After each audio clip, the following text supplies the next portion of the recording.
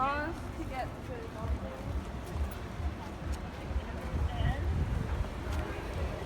That looks like 64 to me.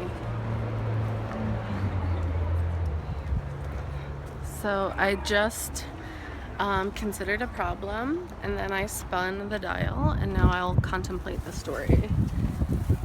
And 64 is the end of the beginning. There was a moment when the world was absolutely miserable. The sky was dark and a cold wind blew through our bones.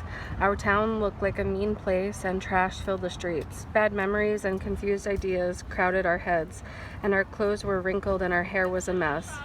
We stood helplessly on corners and stared out of windows, waiting for things to improve, but they did not. We waited for some more and watched as people trudged down the street, mumbling that things could not get any worse. We did not want to find out if this was true. Then a ray of sunlight punched its way through the clouds, and we knew there was nothing left to do except comb our hair and find a broom. This too shall pass. When our lives become disordered, even the smallest action can lead us toward order. Examine what lies in your heart and embrace the opportunity for rebirth. That's so funny that I got that little anecdote for what I considered my problem to be. I just considered my problem to be why I can't let things go, which was extremely appropriate. Imagining things changing and thinking that they never will,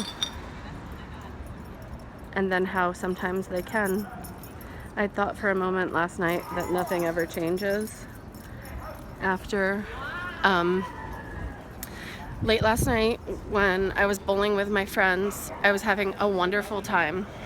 I wasn't thinking of my ex at all. I don't think about him nearly as much as I used to. And then when I left the bowling alley, which there's no cell phone reception in the bowling alley. So when I left the bowling alley, I saw that I had received a text from him, and he asked if I was working this morning. So I said yes. And a few times now he has texted me and asked me if I was working, and he hasn't quite said if it's because he wants to get together or what. But as soon as I reveal that I'm working, then he doesn't say if he actually wanted to get together or what the reason for asking was.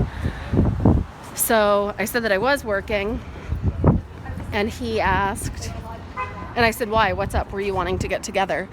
And he wasn't working, so he said that he was trying to go to Voyeur, which is like my soft spot kind of place. I always want to go to Voyeur. It's a club here in Philadelphia, and no one ever wants to go. And he and I have really shared a lot of fun times that have ended in more fun back at home after we've left Voyeur, and just like being very connected. But unfortunately that also means that we've been extremely drunk.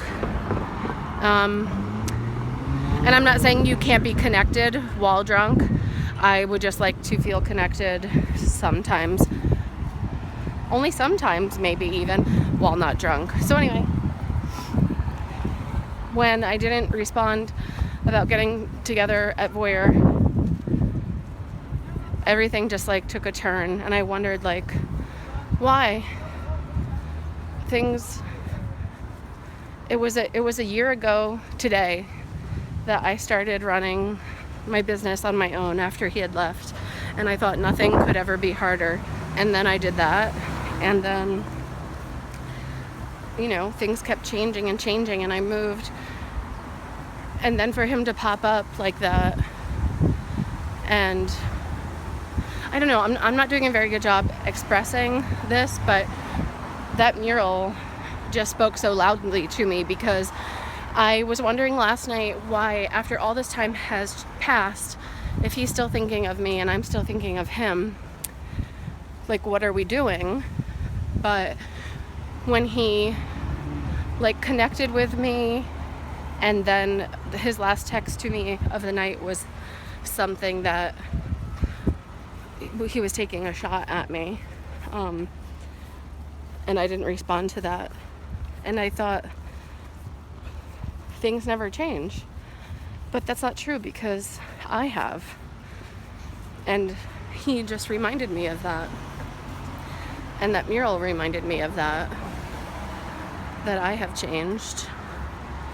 And maybe he's changing too, but slower. And maybe we just miss each other sometimes, but it doesn't matter. But anyway, I'm gonna think about that a little more. And you should go check that mural out. It seems really cool. The mural artist is Cindy Chan, I think it said. And I will try to link to that specific mural below. So if you have a problem, you can spin the dial, take a chance, if you will, and contemplate your problem. Yeah, bye.